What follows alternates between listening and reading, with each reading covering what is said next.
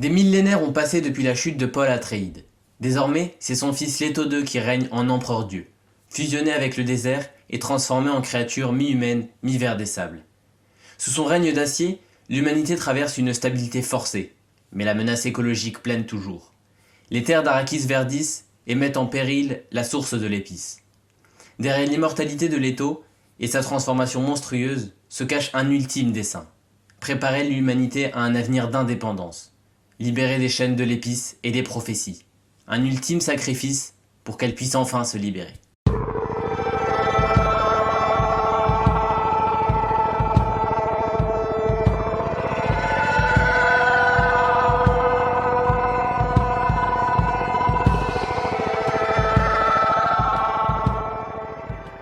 Bonjour à tous les amis, très heureux de vous retrouver aujourd'hui pour le quatrième volet de la saga de Dune, l'Empereur Dieu de Dune. Je suis très pressé, très heureux de faire cette vidéo parce que il y a clairement une volonté d'innover de la part de Frank Herbert. Donc il y a plein de nouveaux personnages, de nouvelles intrigues, de choses à dire, de choses également à débattre. C'est avec un grand sourire que je vous retrouve aujourd'hui. De mon côté, sinon, j'ai réfléchi à pas mal d'idées sur un nouveau format de vidéo que je pourrais sortir après Dune. Je pense notamment à des vidéos moins longues, des parties sans spoil peut-être, ou alors des vidéos consacrées à un seul personnage en particulier. Voilà, ça peut être intéressant d'aborder uniquement l'évolution du personnage sur tout au long de la saga ou son aspect psychologique, des citations, je pense notamment à Idaho. Voilà, on peut faire ça avec d'autres personnages, avec d'autres sagas, donc n'hésitez pas à me dire ce que vous en pensez et abonnez-vous pour rendre la chaîne plus interactive possible. J'essaie vraiment d'innover également et je sens qu'on a plus de vues au fur et à mesure des vidéos, donc j'ai vraiment besoin de votre soutien en vous abonnant, en partageant la vidéo. J'aimerais vraiment qu'on atteigne les 50 abonnés avant la fin de la saga de Dune. Pour cette vidéo, rien de nouveau, hein, on va finir sur le même format pour les vidéos 4, 5 et 6 de Dune. On garde une analyse approfondie du livre avec les points forts, les points faibles, quelques sujets qui m'ont marqué ou qui m'ont tenu à cœur. Et après, j'essaierai d'innover avec une saga de fantasy, j'ai pas encore trop réfléchi. Eh bien, trêve de bavardage, je vous souhaite une excellente vidéo. Voilà, détendez-vous, pas stress, on y va pour mon avis sur l'Empereur Dieu de Dune. Donc voici les 5 critères qui s'affichent à l'écran. Bon, si vous regardez les vidéos, vous commencez à avoir l'habitude. On va finir là, je vais voir si je les change aussi pour les vidéos d'après, mais pour le moment, ce sont celles vraiment qui me permettent de noter moi dans ma tête l'avis que je peux attribuer à ce livre. Concernant l'intrigue, je lui mets 3 sur 5 et je l'ai trouvé largement en deçà du précédent auquel j'avais mis 5. Le précédent, c'était Les Enfants de Dune. Là, on a d'abord les choses positives, on a un prologue, donc la course-poursuite avec les loups qui met tout de suite dans l'ambiance. Donc ça inclut de nouveaux enjeux, de nouveaux personnages, avec Siona qui échappe aux loups. Je saurais pu retrouver les noms de ses compères qui se font attraper. Mais voilà, il y a le mystère des personnages, on est tout de suite immergé dans l'histoire, ça c'est un vrai bonus. Malheureusement, c'est le seul passage, hormis la fin et quelques attentats échoués, qui s'emballent. J'ai trouvé que sur l'ensemble du livre, il y avait peu de rythme. Mais c'était très bien écrit, il y avait beaucoup de dialogues, c'était très bien écrit. On en reparlera pour le critère de l'écriture qui avait fait beaucoup débat dans les tomes précédents. Mais au niveau de l'intrigue, j'ai trouvé que ça s'emballait peu, il n'y avait pas beaucoup de rythme. Pour moi, vraiment le point négatif, c'est le sentier d'or tout au long du livre. Bon, je trouve que c'est très astucieux d'avoir mis en personnage central de l'intrigue un tyran, donc un personnage considéré comme mauvais, qui veut transcender l'humanité, une cause juste qui veut l'appliquer, voilà, un essor d'indépendance, un essor de liberté. Ça c'est plutôt astucieux, mais les moyens pour y parvenir ne sont pas forcément légitimes. Et donc cette dualité est intéressante, mais malgré tout j'ai trouvé que le sentier d'or n'était pas assez expliqué, que les enjeux restaient toujours flous. Ouais voilà, j'ai pas accroché tout simplement, c'était pas assez expliqué, alors que pourtant dans l'idée je trouve que c'est quand même assez bien pensé. Mais ouais, ça c'est les gros points négatifs. Malgré tout, on a un héritage avec un lien avec les précédents tomes qui est présent sans être omniprésent. C'est-à-dire qu'on a un parti pris qui est risqué mais pas inintéressant, un besoin de renouveler le projet, donc de ne pas se reposer sur les acquis de son succès. Voilà, il n'y a pas Stilgar, il n'y a pas Jessica, il n'y a pas Ganima, il n'y a pas Irulan, autant de personnages fondateurs et piliers de Dune qui n'apparaissent pas. Donc voilà, Frank Herbert veut que son œuvre dépasse toutes les limites du temps et ne pas se reposer sur des personnages. Donc ça, je trouve que c'est une bonne idée. Malgré tout, sur l'intrigue pure de ce livre, l'intrigue pure et dure, je suis désolé, ça ne dépasse pas le 3 sur 5, même si on reste sur quelque chose d'assez novateur. Désormais, le cadre et les personnages, bon, vous connaissez mon avis sur les vidéos précédentes, on reste sur des très très grands classiques de la science-fiction, au sommet vraiment de la science-fiction, de ce que j'ai pu lire. Je mets 5 sur 5 au cadre et les personnages. J'ai pas lu énormément de science-fiction pour être honnête, à part Hunger Games, U4 ou voilà, quelques petites sagas comme ça, mais je trouve que le cadre est aussi important que dans de la fantasy. On reste dans de l'imaginaire, donc il y a ce besoin d'inspirer le lecteur, de le conforter, de donner une ambiance chaleureuse, novatrice. Et je trouve que dans ce cadre-là, dans Dune se renouvelle sans cesse. Il y a des nouvelles villes, je pense à On, la cité festive. Il y a également une nature qui devient trop importante. Dans les premiers tomes, il y avait cette volonté de cultiver son essor avec Liet Kynes, avec plein d'archives même à la fin qui montraient qu'on voulait faire d'Arrakis une planète à la hauteur des autres. Et malgré tout, là, on se retrouve dans le tome 3 et 4 à se dire maintenant, la nature est devenue trop exubérante, l'épice est menacée, l'écologie revient au centre des enjeux de Dune, et ça je trouve que c'est très intéressant. Et il y a aussi cette épreuve avec Fiona. Vous voyez le moment où elle est seule à seule avec Leto et qu'ils sont dans le désert. Je trouve que c'est un point positif de ce cadre parce que ça donne une belle image du passé. C'est un souvenir sans nostalgie, juste pour montrer la puissance de ce désert, une beauté dangereuse qui est toujours inlassable, hein. Moi, j'adore ces descriptions où il nous parle des dunes. Je peux en avoir pendant 3-4 pages, contrairement à des passages, justement, à des dialogues qui sont longs, là où j'en ai plus marre. J'ai bien aimé vraiment l'épreuve de Siona, dont on nous parle pas mal de temps. Et il y a aussi des personnages renouvelés. Je trouve qu'il y a beaucoup d'originalité, des superbes idées dans le tissage de ces personnages. Alors je l'ai cité, mais ouais, le tyran assumé de Leto permet d'aborder le pouvoir sous un autre angle, alors qu'au début de la saga, on avait plus le pouvoir de Paul qui le dépassait, qui devenait quelque chose de religieux. Est-ce qu'il est nécessaire de gouverner pour façonner une nouvelle humanité? Ça, c'est une question qui m'a beaucoup travaillé. Et la figure d'Idaho dans les personnages est vraiment primordiale. Je trouve qu'il établit un lien avec le passé qui est juste magistral. Et on en parlera dans la rubrique de mes personnages préférés. Idaho y figurera, mais dans l'ensemble, une belle convergence de points de vue, alors qu'on l'avait pas vraiment dans les tomes précédents. Mais là, que je trouve que voilà, la convergence entre les courtisans, les tyrans, les rebelles, bah, ça faisait une vraie accentuation. L'écriture désormais, pour ce tome 4, j'ai décidé de lui accorder la note de 5 sur 5. Enfin, j'ai pu mettre un 5 sur 5 à l'écriture d'un Dune. Enfin, c'est pas compliqué, non? Premièrement, la plume est complexe et épurée, alors que dans les autres thèmes, elle était juste trop complexe. Deuxièmement, les dialogues sont vivants. Troisièmement, il n'y a aucun passage creux. J'avais beaucoup hésité à mettre un 10 sur 10 au tome 3, que je n'ai pas pu faire à cause des passages qui traînaient trop en longueur. Là, j'en ai pas vraiment trouvé, malgré le sentier d'or que j'ai pas forcément compris. Il y a un énorme impact psychologique. Je trouve que les dialogues jouent vraiment un rôle dans cette histoire pour une fois. Et je trouve qu'on a la mise en scène de mécanismes de la cour royale, donc d'un point de vue diplomatique, politique, ça c'est vraiment excellent. Et ça m'a vraiment inspiré moi pour ma propre écriture dans la fantaisie médiévale. C'est incroyable comment c'était très très bien décrit, tous les travers de la société. On a des belles références mythologiques et bibliques. Je pense notamment aux Truites qui désignent en gros les Amazones dans la mythologie grecque. Et il y a également l'imposture de ce dieu tout-puissant. qui est en fait pas si puissant que ça, il est imparfait, il est amoureux, et c'est une perspective qui est assez touchante, on en reparlera dans l'émotion. Malgré ça, on a quand même des points de vue philosophiques qui sont assez redondants, je pense notamment à la religion, au pouvoir, à l'écologie, ce sont des thèmes qui reviennent et qui ont du mal des fois à se renouveler. Bon, pour l'écologie ça va encore, mais bon, on commence à être habitué au point de vue où on en est au quatrième tome, donc ça m'a moins dérangé qu'avant, peut-être juste que je m'y suis habitué et donc que ça déteint moins sur la note, mais c'est vrai qu'il y a quelques passages redondants qui pour moi n'entachent pas quand même l'écriture. 5 sur 5 sur ce critère. Concernant le dénouement, j'ai décidé de mettre 4 sur 5 au dénouement.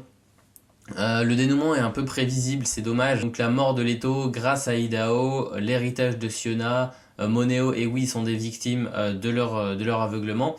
C'est une fin plutôt symbolique, donc voilà, le tyran qui finit par mourir sans avoir vu son but et finalement qui donne le pouvoir à ceux qui l'ont détrôné. Donc ça c'est assez prévisible et ça c'est dommage.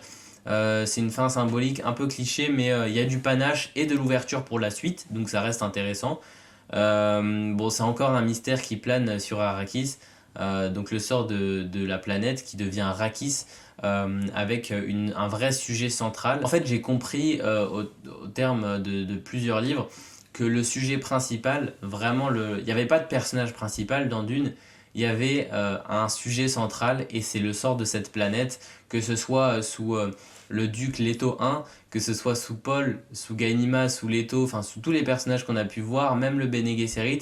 Mais en fait tout ça c'est passager, le temps finit par tout ronger et qu'est-ce qui reste? C'est l'héritage de cette planète à travers les sociétés, à travers la politique. Mais ouais, c'est 4 sur 5 parce que un peu trop prévisible, la montée du rythme met du temps à arriver dans cette fin et c'est pas le waouh que j'ai eu dans le tome 3 par exemple, donc je reste un peu sur ma fin sur le dénouement, même si on reste dans des très beaux classiques avec une ouverture pour la suite, et ça j'ai envie de dire que c'est le plus important pour aller chercher une meilleure note sur le tome suivant, on l'espère. Concernant l'émotion, je mets 4 sur 5. Il y a du progrès, mais c'est toujours pas le coup de cœur, selon moi.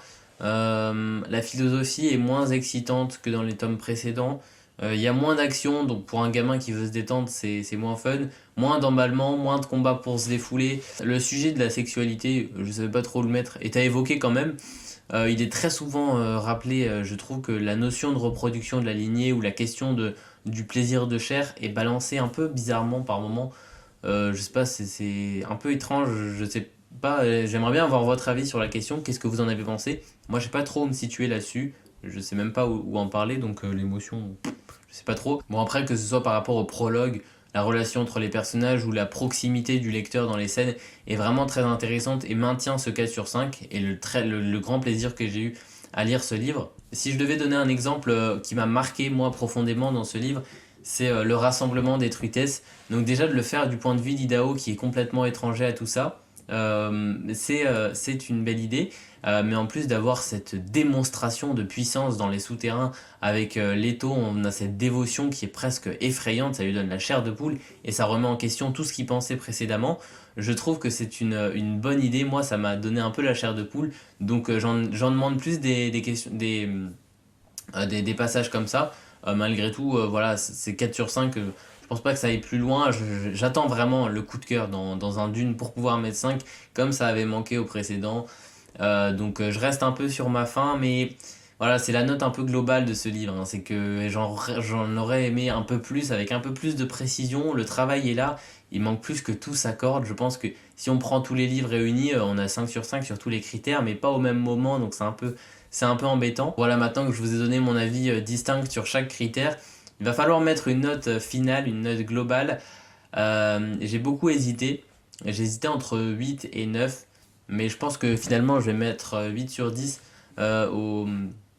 à l'Empereur Dieu de Dune, parce que voilà, il est à peu près au même niveau que le tout premier tome de Dune.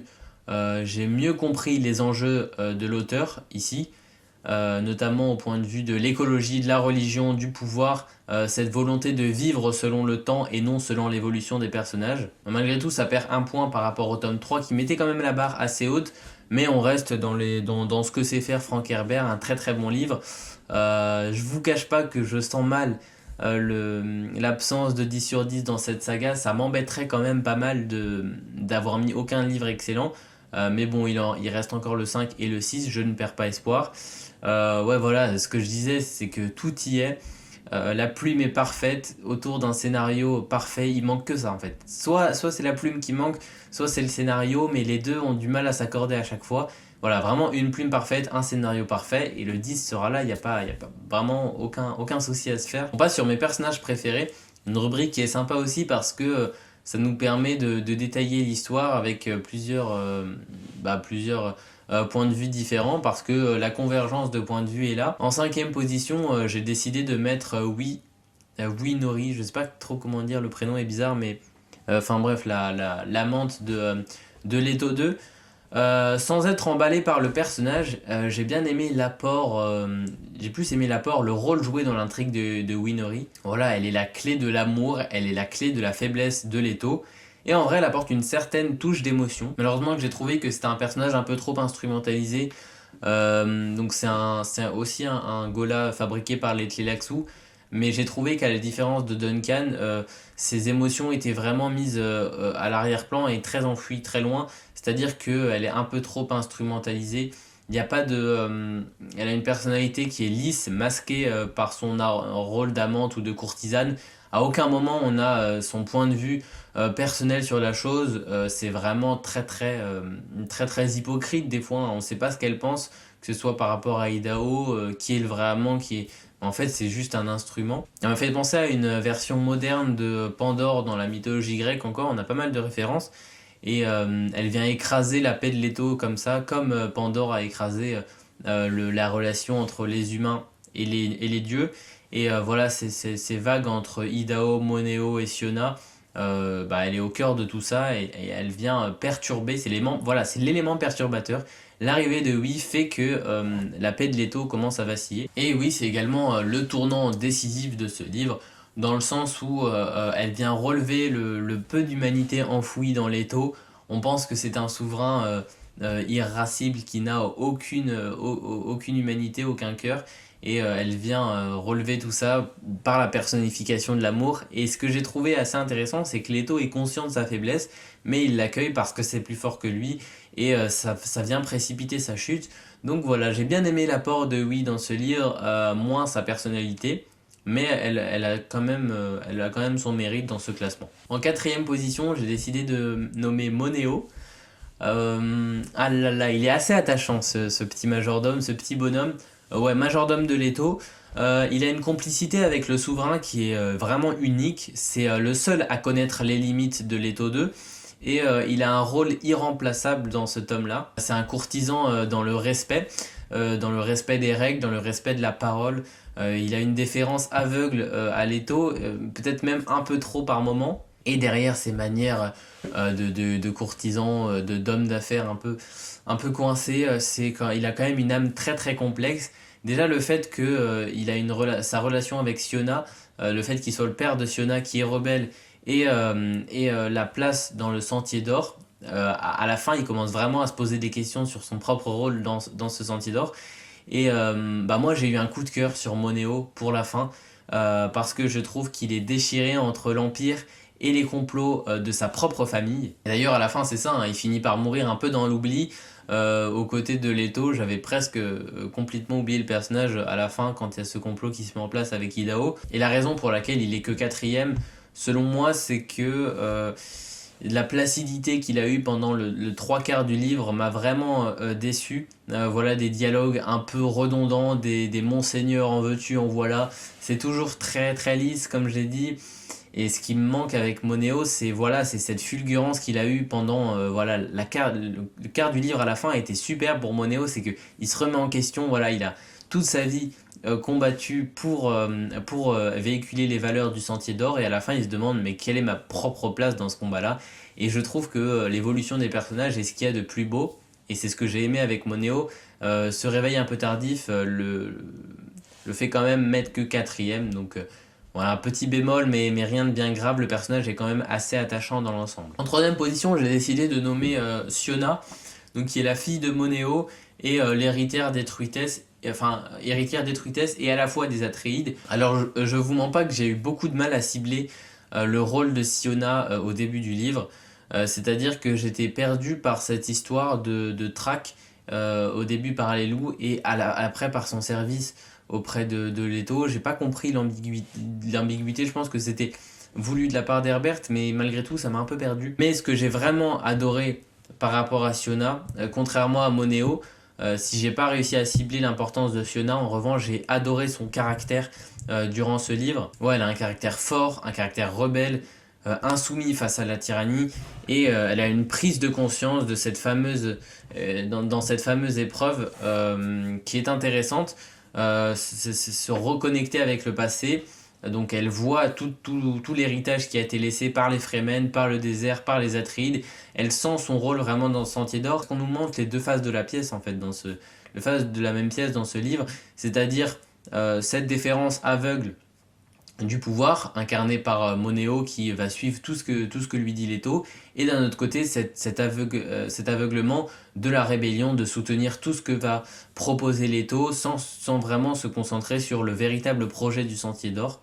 Et j'ai trouvé que cette incarnation entre le père Monéo et la fille Siona était très bien proposée. On passe désormais à la deuxième place avec Leto 2, donc le tyran. Déjà comme je l'ai dit, l'idée de faire d'un tyran un personnage principal est un risque assumé, ça se détache du reste. Plus de 3000 ans après ce qu'on a vu, le petit Leto est devenu un grand méchant et il a une faiblesse, c'est l'amour. Et voilà, tout en fait se fragmente, la paix de Leto, tout ce qu'il a construit autour du Sentier d'Or s'effondre après l'arrivée de Oui.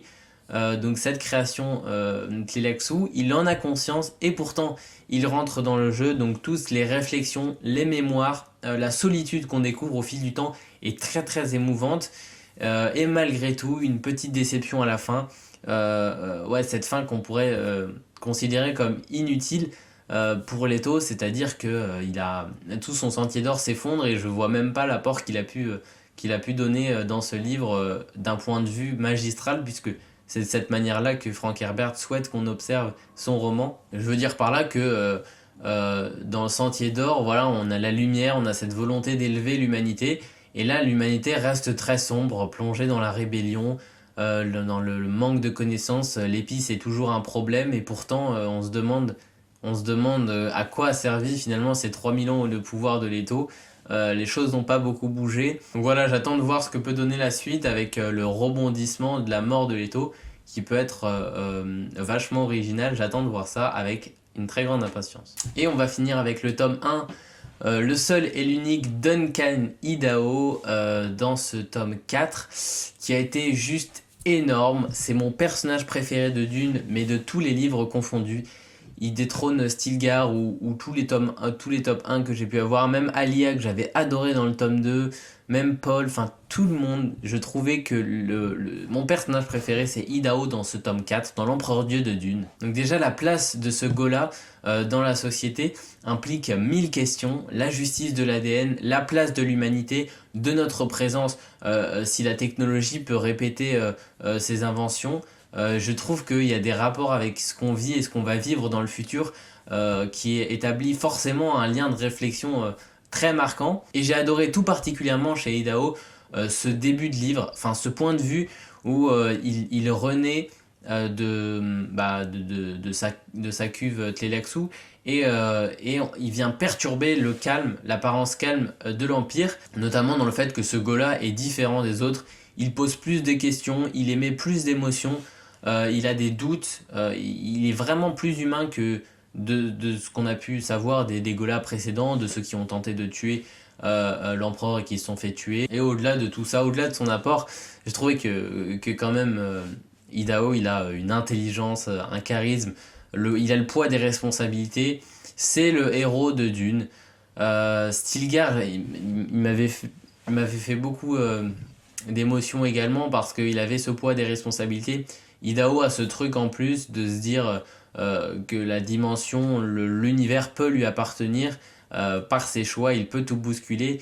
Il est conscient de son importance et il va pas se faire prier de tout bousculer, de taper dans la fourmilière. Et notamment, il m'a particulièrement donné l'idée l'idée et l'envie de créer une vidéo entière sur lui après mon analyse des 6 tomes. Peut-être retracer toute son évolution du tome 1 au tome 6. Je sais pas s'il va apparaître après, mais rien que le tome 4. Pour ceux qui ont vu le film, je regarderai les films aussi. On va utiliser beaucoup de rapports avec l'adaptation cinématographique et le résultat d'Idaho dans tous les tomes.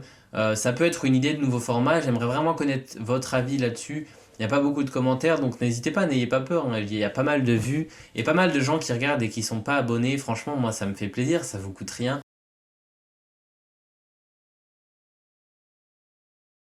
Voilà, sur ces mots, on se dit à très bientôt pour une prochaine vidéo. Donc ce sera le tome 5, Les Hérétiques de Dune. J'essaye de le sortir au plus vite dans 2 semaines, garder un quota à peu près pareil.